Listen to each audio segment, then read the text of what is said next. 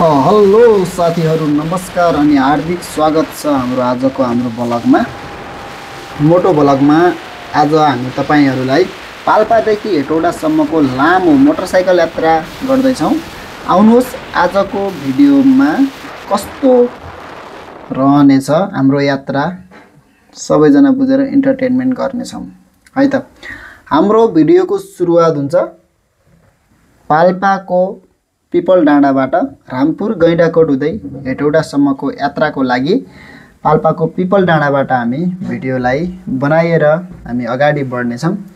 आज चाहिँ हाम्रो मोटो ब्लग एकदमै बवाल हुनेवाला छ है त साथीहरु।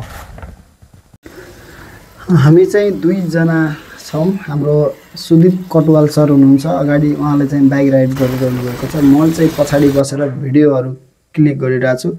हामी चाहिँ फाइनल्ली यो चाहिँ कहाँ हो, सायद रामपुर पुग्नै लागिसकेका छौं। हामी चाहिँ रामपुरको बाटो हुँदै गैंडाकोटसम्म यति बवाल फिलिली बाटो छ हैन। तपाईहरु यदि यो बाटोमा पहिलो चोटी यात्रा गर्दै हुनुहुन्छ, यदि गर्ने सोच बनाउनु भएको छ भने पनि यो बाटोमा आउँदा तपाईलाई कुनै पनि किसिमको दुविधा चाहिँ हुने छैन। एक दुई ठाउँ पहिरो गएको हुनाले केही समयको लागि मात्रै तपाईले 1-2 किलोमिटर समथिङ पैदसरी त्यो चाहिँ के भन्छ कच्ची बाटोको सामना गर्नुपर्ने हुन्छ। बाँकी यात्रा चाहिँ एकदमै बवाल छ। यो बाटो एकदमै राम्रो छ।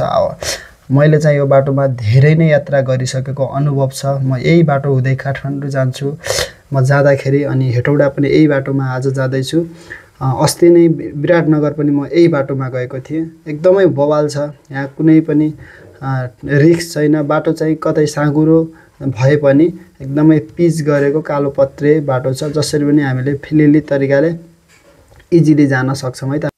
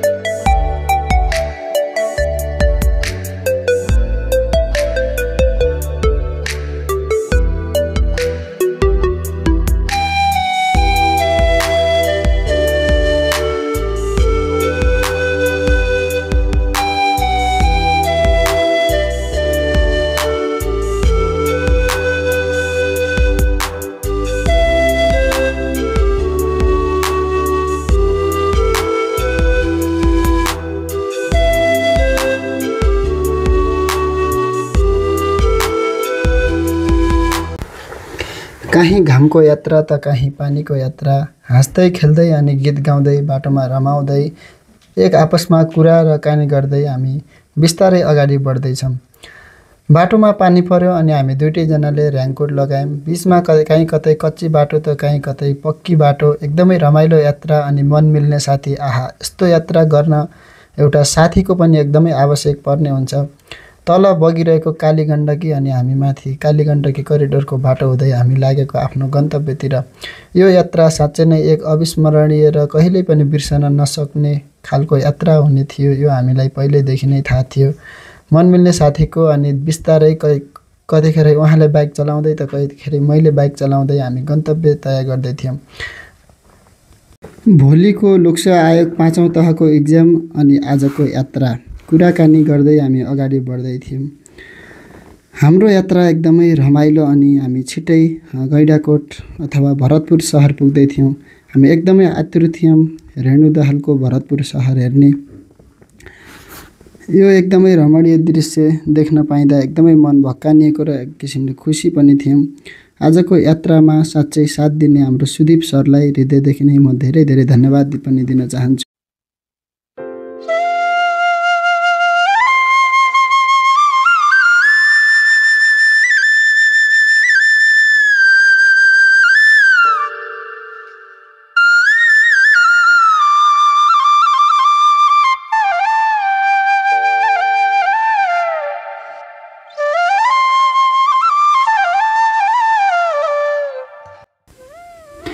वारैपारि हेर्दै एकदमै मनमोहक दृश्यलाई निहाल्दै हरियालीसँग रमाउँदै हामी आज अगाडि बढिरहेका छौँ।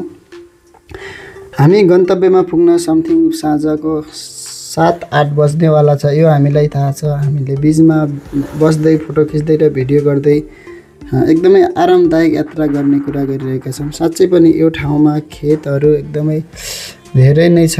यहाँ चाहिँ कृषिको लागि कृषियोग्य जमिनहरू रहेछ भन्ने हामीले बुझ्यौँ। एकदमै राम्रो यात्रा आजको। साँच्चै यो यात्राले तपाईँकोहरू पनि मन लोभ्याउने छ, यो हामी विश्वास गरेका छौँ। पानी परेको चिप्लो बाटो अनि हाम्रो यात्रा साँच्चै दामी नै हुनेछ भन्ने हामी विश्वास लिएका छौँ।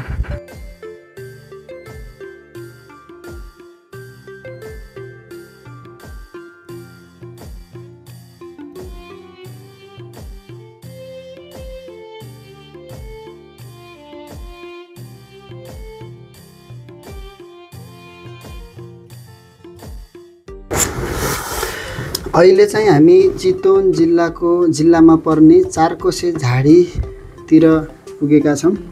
चितवनको माथि हाइटमा चारकोसे झाडी यही ठाउँ हो। चारकोसे झाडी भनेर चिनिन्छ। लोकसेवाले पनि धेरै नै चोटि सोधेको क्वेसन पनि हो यो, चारकोसे झाडी कुन जिल्लामा पर्छ भनेर। चितवनमा पर्ने चारकोसे झाडीमा आइपुगेका छौँ। हाम्रो यात्रा आजको एकदमै दामी भएको छ अहिलेसम्मलाई चाहिँ है त। हामी करिब 80-90 को स्पिडमा हिँडिरहेका छौँ। यहाँ चाहिँ घाम लागेको रहेछ। एकदमै राम्रो रमाइलो दृश्य घाम देख्न पाइयो। बिचमा पानी परेको पनि दृश्य तपाईँहरूले हेरिसक्नु भएको छ। साँच्चै माथि चितवनको हाइटबाट अब हामी केही छिन मात्रै यो चारकोसे झाडी तय भइसकेपछि, यो चारकोसे झाडी चाहिँ कटिसकेपछि हामी चितवन पुग्नेछौँ है त। चितवन बजार रेणुदाहालको विकास सबै कुरालाई तपाईँहरूलाई हामी देखाउने प्रयास गर्नेछौँ। यो भिडियोलाई चाहिँ अन्तिमसम्म स्किप नगरिकन हेर्न भन्नु होला। हेर्नुहोस् त यो भिडियो यताबाट एकदमै राम्रो छ। आकाश पनि एकदम बादल लागेको छ। माथि गाउँ, यो कुन गाउँपालिका होला, सायद बुलिङटार गाउँपालिकाभित्रै पर्छ कि जस्तो पनि लाग्छ, तर मलाई एक्ज्याक्टली चाहिँ थाहा छैन यो कुन गाउँपालिकाभित्र पर्छ। साँच्चै यो एकदमै राम्रो छ है। माथि हाइटमा शीतल हावा, चितवनकै राम्रो ठाउँ होला सायद यो। यहाँ हावा खाना, फ्रेस खाना, चितवनबाट गर्मी मान्ने मान्छेहरू फुर्सद मिलाएर यो ठाउँमा आउने गर्दो रहेछन्। यहाँ होमस्टेहरू पनि टन्नै छन्। बाटोको छेउछाउमा घरहरू, माटोले पोतेको गाउँको घरहरू है। बिच बाटोमा चाहिँ कालीगण्डकी करिडोरको बाटो छ। पिच एकदमै राम्रो बाटो पनि रहेछ। यहाँ एकदमै रमाइलो भयो आजको यात्रा साथीहरू। अब हामी चितवन पुग्दैछौँ।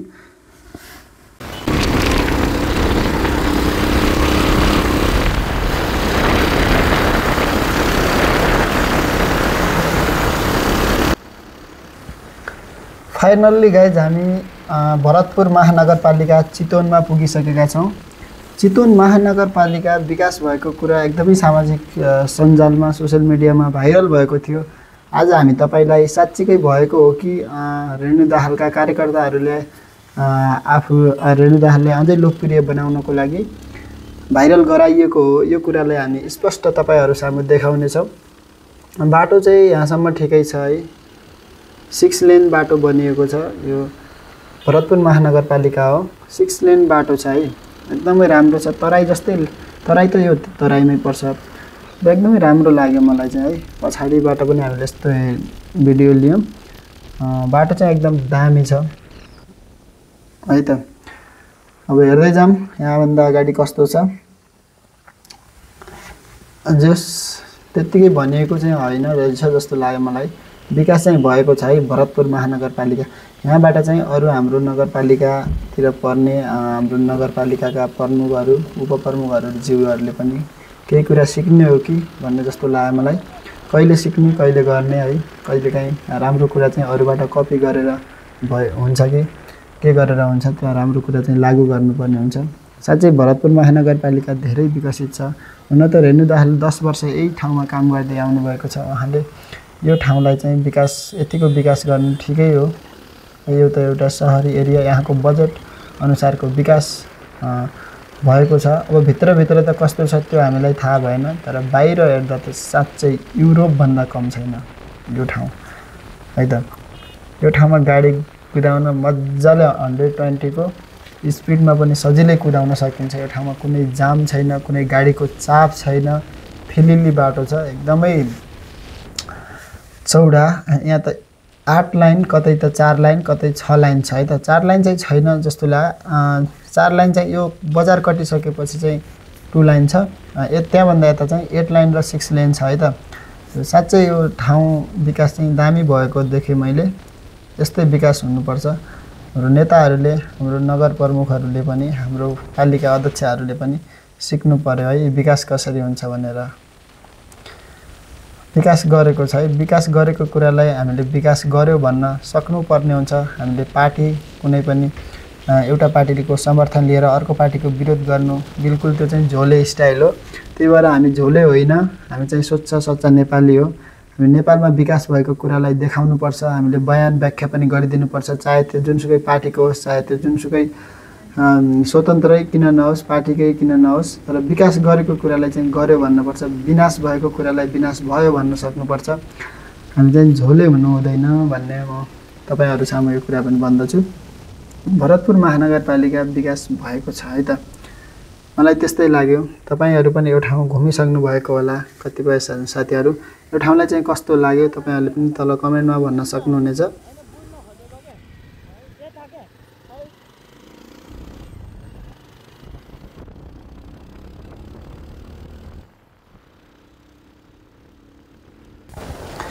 फाइनल्ली गाइज आज हामी हेटौडा पुगिसकेका छौँ। यो चाहिँ हेटौडा हो, रातिको दृश्य। राति पुग्यौँ, समथिङ 9 बजिसकेको छ। 9 बजीतिर हामी हेटौडा पुगेको छौँ। तपाईँहरूले अहिलेसम्म हामीलाई हेरिदिनु भएकोमा तपाईँहरूलाई धेरै धेरै धन्यवाद भन्न चाहन्छु। यस्तै यस्तै बाटोको भ्लग, मोटरसाइकलको भ्लग्सहरू हेर्न चाहनुहुन्छ भने हामीलाई सब्सक्राइब गरिदिनु होला। अहिलेसम्म हाम्रो भिडियो हेरिदिनु भएको लागि तपाईँहरूलाई धेरै धेरै धन्यवाद भन्न चाहन्छु। साँच्चै पनि यो भिडियो हामीले पाल्पादेखि हेटौडासम्मको यात्रामा बनाएका थियौँ। मैले आज एडिट गरेको हो। यस्तै यस्तै भिडियो हेर्नको लागि हाम्रो च्यानललाई पनि सब्सक्राइब गरिदिनु होला र हामीसँग जोडिनु होला भन्न चाहन्छु। यो भिडियो हेरिदिनु भएको निम्ति तपाईँलाई फेरि पनि धन्यवाद। हस्।